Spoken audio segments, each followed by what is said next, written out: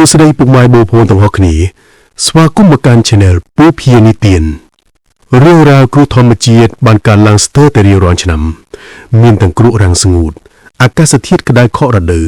អាកាសធាតុប្រែជាមានភ្លៀងជោគជាមខុសកាលវេលា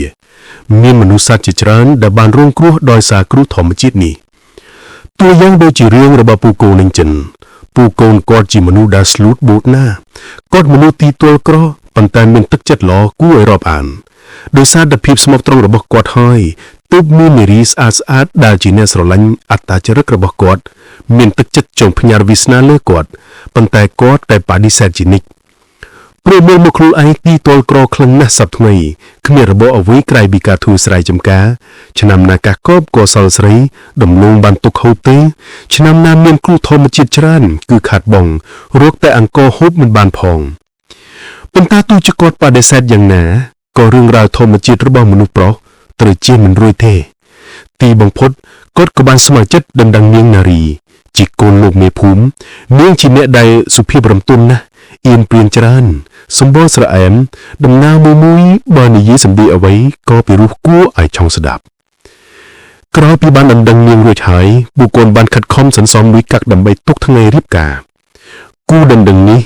ថ្មីត្បិតថាបានភ្ជាប់ពីពិតមែនតែពុំហ៊ានជួបគ្នាតែពីរនាក់នោះទេគឺជួបគ្នានៅមុខចាត់ទុំសងខាងទោះជាមានអ្វីចង់ផ្ញើក៏ពួកគុណមិនហ៊ានរញ៉េរញ៉ៃឬស្និទ្ធស្នាលជ្រុលទេចំណែកនារីក៏អញ្ចឹងដែរព្រោះដឹងហើយថានាងអៀនច្រើនក្តីស្រឡាញ់ទាំងពីរមិនថមថយនោះទេជួនជាថ្ងៃមួយជាបុណ្យភូមិ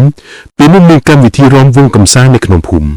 នារីនិងពួកកូនមើលទៅពិតជាសមគ្នាណាស់ពួកកូនស្លៀកពាក់បែបសាមញ្ញប៉ុន្តែមើលទៅសង្ហាដែរឯនារីវិញមានកូនកំសែងពណ៌សបងកព្រមទាំងពាក់អាវយឺតពណ៌លឿងមើលទៅពិតជាស្រស់ណាស់គ្រប់គ្នាបានចូលរួមវង់យ៉ាងសប្បាយបន្តិចក្រោយមកក៏មេឃបង្អួរភ្លៀងយ៉ាងខ្លាំងគ្រប់គ្នារត់ច្រកភ្លៀងឯពួកកូននិងនារីរត់មកច្រកក្រោមដើមស្វាយទឹកមុខញញឹមរកគ្នារីករាយនឹងបុណ្យភូមិប៉ុន្តែមិនដឹងជាជនប្រមឹកមកពីណាទេមានគ្នា3-4នាក់ចាប់ផ្ដើមឆ្លោះប្រកែកគ្នាហើយក៏រករឿងវាយតប់គ្នាបណ្ដាលឲ្យនារីនិងពូកូនមានអារម្មណ៍ភ័យខ្លាចក៏បបួលគ្នាទៅផ្ទះទាំងភ្លៀងខណៈពេលដែលកំពុងតែជន់នារីទៅផ្ទះពួកប្រមឹកនោះបានរត់ប្រសិទ្ធប្រសាទពីក្រោយរួចគប់ដុំថ្មសម្ដៅមកពូកូនតែនារីទៅរងបណ្ដាលឲ្យនាងបែកក្បាលហូរឈាមយ៉ាងខ្លាំងដោយសារតែឃើញគូដណ្ដឹងខ្លួនរត់បែបនេះពូកូនក៏សម្រេចចិត្តដោះអាវរុំក្បាលខាត់ឈាមនិងបីនាងហិតទៅផ្ទះចំណែកពូប្រមឹកឃើញបែបនោះក៏រៀងភ័យស្វាងស្រាចេះក៏ដាក់មេប្រូចទៅម្ដងពិតជាគួរឲ្យអនិច្ចាកម្មរបស់ពូកូនខណៈដែលកំពុងបីនារីបណ្ដើរហៅនាងបណ្ដើរនារីគុំដេកណាប្រឹងបើកភ្នែកឡើងឯនារីឃើញបែបនេះក៏ប្រឹងតែដងញញឹមលើកទឹកចិត្តពូកូនស្រាប់តែមេឃមានរន្ទះឆ្វេងឆ្វាតស្នូផាំង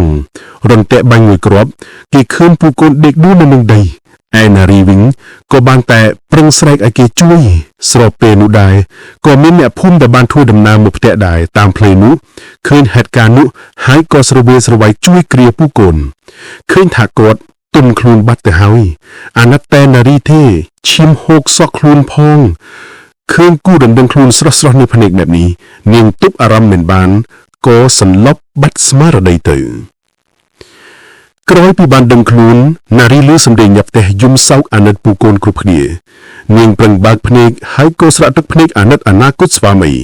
នាងស្រែកយំថាគាត់ជាមនុស្សល្អណាស់ហេតុអ្វីបានជាអ្នកប្រឡ័យជីវិតគាត់បែបនេះតើគាត់បានធ្វើខុសអ្វីតើជាតិមុនខ្ញុំជាពាក់កម្មអីវិញបានជាជាតិនេះអភ័យមិនទេបើសិនជាអាចយកខ្ញុំជំនួសគាត់ទៅនាងយំសោកឥតខ្មាស់អីទៀតឡើយ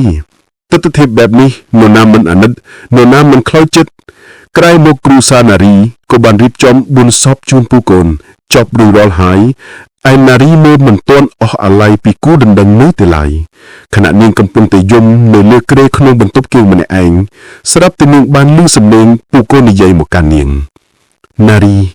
គុំយំអីណាភឿមនុស្សជាតិនេះបុណ្យខ្ញុំតិចតួចណាស់គុំសោកសង្រេងនាំឲ្យស្គមកាយអីវៃ ជាតិនេះខ្ញុំសំណាងណាស់ទៅហើយដែលទេវតាបានឲ្យបានជួបនារីសម្លឹងទៅតាមបង្អួចឃើញពូកូនស្រស់បែបនេះដោយក្តីស្រឡាញ់ដ៏ស្មោះស្ម័គ្រនាងបានស្ទុយរត់ទៅឲ្យបតែមិនអាចឲ្យបបាននាងបានហៅពូកូនថាប្តី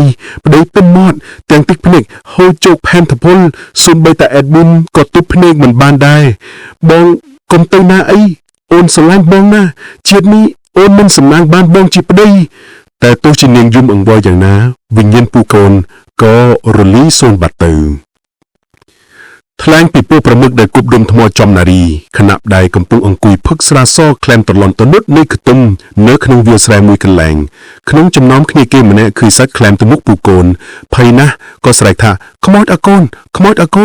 ភ្លាមនោះស្រាប់តែមានឮសំឡេងស្នូររំពាក់បាញ់ជាច្រើនគ្រាប់បាញ់ជាប់គ្នារង្គើអស់ធរណីមួយគ្រាប់បាញ់ចំខ្ទឹមស្រែនោះប៉ុន្តែមិនបណ្ដាលឲ្យពួកនោះមានគ្រោះថ្នាក់ទេប៉ុន្តែរំពាក់លើបបាញ់រហូតដេញតាមពួកគេរហូតដល់ពួកគេលុតជង្គង់យំសុំអង្វរនិងទៅដួលដេញខុសនិងស្បត់ថាឈប់ព្រឹកស្រាពីថ្ងៃនេះតទៅនិងពួកគេសន្យាថានឹងសាងភ្នោះដើម្បីបំពេញកុសលឧទ្ទិសដល់ដួងវិញ្ញាណខន្ធពូកូនដើម្បីលុបលាងទោសដោយនិស្ស័យជាមនុស្សស្លូតបូតស្លាប់ទៅហើយក៏មានចិត្តស្លូតបូតទៀតវិញ្ញាណពូកូនក៏បាត់ពីទីនោះទៅ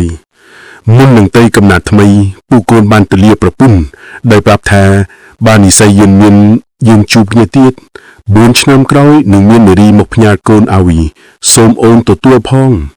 ពិតជានិស្ស័យមែន4ឆ្នាំក្រោយមាននារីមេម៉ាយម្នាក់យកកូនប្រុសមកឲ្យនារីដោយកូននោះកើតមកជានិយាយកាលណាបានប្រាប់ម្ដាយថាទៅរកប្រពន្ធគេឈ្មោះនារីតាំងពីពេលនោះមកនារីក៏ទទួលចិញ្ចឹមបីបាច់កូននោះរហូតដល់ធំដោយគេមិនព្រមយកប្រពន្ធសោះគឺសុំនារីទៅបួសរហូតទៅ